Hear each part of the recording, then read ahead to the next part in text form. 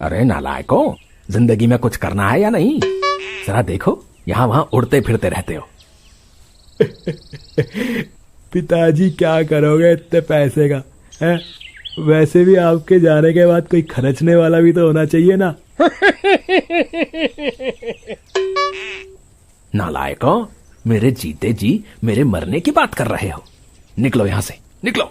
ऐसा कहकर दीनानाथ अक्षय और राहुल को घर से निकाल देता है।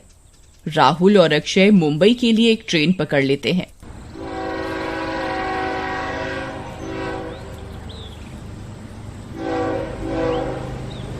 अरे यार, ये अपना बाप है या पाप? इसने तो एक बार भी हमें घर से निकालते समय नहीं सोचा कि इसके बच्चे कहाँ जाएंगे, क्या करेंगे। अरे भाई तू छोड़ ना, एक बार हीरो बन जाए तो फिर देखना, इस हिटलर को भी समझा देंगे कि हम क्या चीज हैं।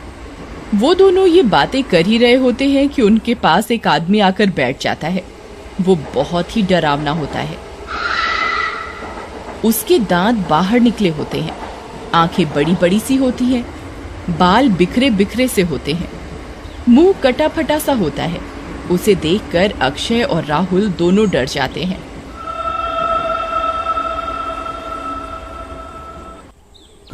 कौन हो तुम और यहाँ क्यों बैठ गए? मेरा नाम अमिताभ है। नाम तो अमिताभ है तुम्हारा, लेकिन तुम वीराना फिल्म के भूत लग रहे हो। अरे भाई मैं भूत ही हूँ, मतलब भूतों की एक्टिंग करता हूँ फिल्मों में। क्या सही में भाई?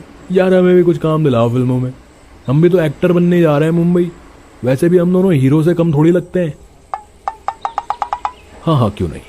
अच्छा ये मेरा कार्ड है, इस जगह एक सप्ताह बाद मिलना, तब तक मैं तुम्हारे लिए कुछ ना कुछ जुगाड़ बना दूंगा।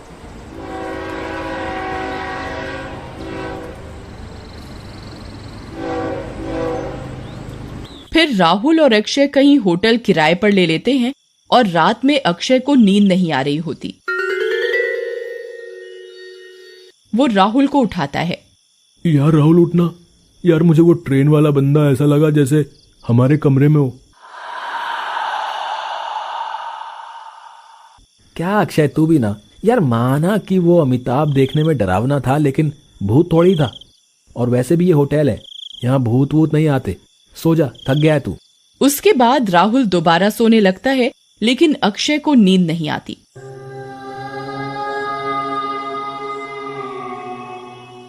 वो उसी ट्रेन वाले आदमी के बारे में सोचता रहता है।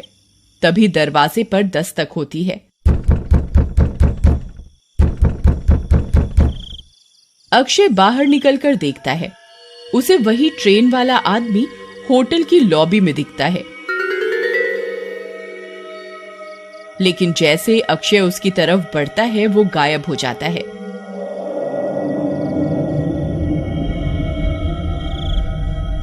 इस बार अक्षय बहुत डर जाता है।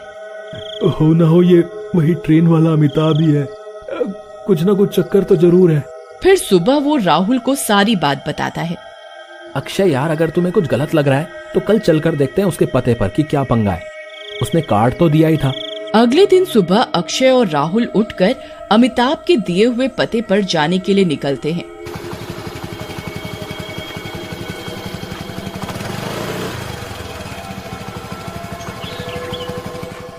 वो एक ऑटो वाले को बुलाते हैं और उसे कार्ड दिखाते हैं। अरे भैया तुम्हें यह जगह पता भी है या नहीं? सुबह से शाम हो गई, अभी तक तो हम पहुंचे नहीं। अरे साहब, जब आपका बंदा ही शहर के बाहर रहता हो तो हम क्या करें?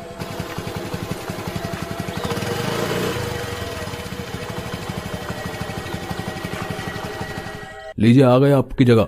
हमें क्या बेवकूफ समझा है? यहाँ तो कोई कब्रिस्तान है और आसपास कुछ घर हैं बस। हाँ तो साहब, आपके कार्ड पर भी तो यही पता लिखा है।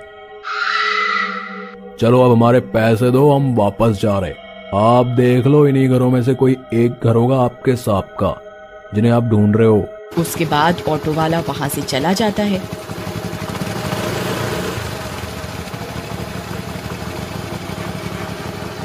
यार लगता है तू रात वाली बात सच ही बोल रहा था।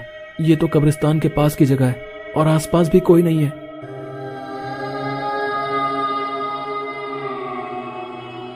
तभी उनको वो ट्रेन वाला आदमी वहां से जाता हुआ दिखता है। अक्षय उसे आवाज लगाकर रोकता है। तुम दोनों आ गए? मैंने तो तुम्हें 1 हफ्ते बाद आने को बोला था ना। जी बोला तो था आपने, लेकिन कोई काम नहीं था हमारे पास, सोचा कि आपसे ही मिलने। चलो कोई बात नहीं, डरो मत, अब आ ही गए हो तो चलो मेरे घर में रह लो। उसके बाद राहुल और अक्षय अमिताभ के घर के अंदर चले जाते हैं। अमिताभ उन्हें कमरे में जाने के लिए बोलता है और कहता है कि वे दोनों खाने के समय उससे मिले। देखा, मैं ना कहता था कि ये कोई भूत वूत का चक्कर नहीं है। कितना भला आदमी है, खाने के लिए पूछ रहा है, रहने को जगह भी दे रहा है। राहुल बात तो तुम ठीक कर रहे हो, लेकिन मेरा मन अभी भी मान नहीं रहा है भाई। कुछ ना कुछ गड़बड़ तो है। चलो खाना खा के देखेंगे। सभी खाने की टेबल पर मिलते हैं। जैसे ही राहुल और अक्षय टेबल पर बैठते हैं, वही ऑटो वाला उनको खाना सर्व करने आता है। तुम तो वही ऑटो वाले हो ना? लेकिन ऑटो वाला कोई जवाब नहीं देता और वहां से चला जाता है।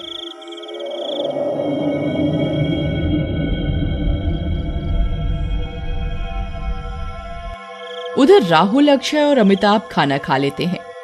खाना खाने के बाद अब तुम दोनों सो जाओ, हम कल सुबह बात करेंगे और मैं तुम्हें कुछ लोगों से मिलाने के लिए ले जाऊंगा। उसके बाद राहुल और अक्षय सोने के लिए अपने कमरे में चले जाते हैं। वे दोनों सोने की कोशिश कर रहे होते हैं, लेकिन उन्हें नींद नहीं आती। तभी वही ड्राइवर आता है। अरे तुम यहाँ कैसे? वहां तो कोई जवाब नहीं दे रहे थे। जवाब तो मैं तुम्हें खाने के बाद ही दूंगा ना, आधी रात में। ऐसा कहकर ऑटो वाला एकदम से शैतान बन जाता है। उसका शरीर नीला हो जाता है, दांत बाहर आ जाते हैं और वो बड़ा और बहुत भयानक सा दिखने लगता है। अरे राहुल भागो, अपनी जान बचाकर भागो, ये तो भूत है। राहुल और अक्षय भागने लगते हैं। अरे मर गया रे। उनके पीछे पीछे ऑटो वाला शैतान भी भागने लगता है। तभी उन्हें अमिताभ दिखता है। अरे भाई अक्षय, हम तो गए काम से, आज तो चारों तरफ से शैतान ही आ रहे हैं। भागो, अपनी जान बचाओ। रुको, मेरी बात सुनो, तुम दोनों उधर से मत जाओ, तुम्हारी जान को खतरा है उस तरफ से। लेकिन अमिताभ जी, तुम कौन हो जो हमारी मदद करना चाह रहे हो? देखने में तो तुम इस भूत से भी भयानक हो। तभी अमिताभ वहीं आ जाता है। मैं इस घर का मालिक हूँ और इस घर के सामने एक बार एक्सीडेंट हो गया था, उसमें इस ऑटो वाले की जान चली गई। तब से ये भूत बन के लोगों को मारता है और मेरे घर का इस्तेमाल करता है, और इसीलिए इसने मेरी जान को बख्श रखा है, नहीं तो अब तक मुझे भी मार देता।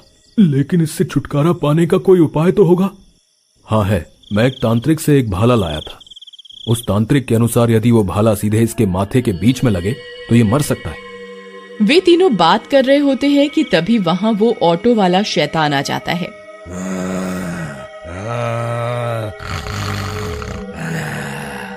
तो तुम तीनों यहाँ इकट्ठे हो? इस अमिताभ को तो मैंने छोड़ दिया था, लेकिन इसे हीरो बनने का चस्का है। ये भी मरेगा आज तुम दोनों के साथ। ऐसा कहकर शैतान राहुल और अक्षय को उठाकर फेंक देता है। तभी राहुल और अक्षय गिर जाते हैं। अरे मैं मर गया रे, इसने तो मुझे पटक दिया, हाय मेरी कमर। चुप कर, मेरे को भी तो पटका है, लेकिन ओवर एक्टिंग की दुकान तो तू ही है। तभी अमिताभ उस शैतान को पीछे से पकड़ लेता है। तुम दोनों जल्दी से मेरे कमरे में जाओ और भाला ले आओ, तब तक मैं इसे रोकता हूँ। जल्दी करो तुम दोनों, जल्दी से इस भाले से इसे मार दो, मेरी चिंता मत करो। राहुल फिर भाले को फेंकता है, जो कि ठीक उस शैतान के माथे के बीच में लगता है।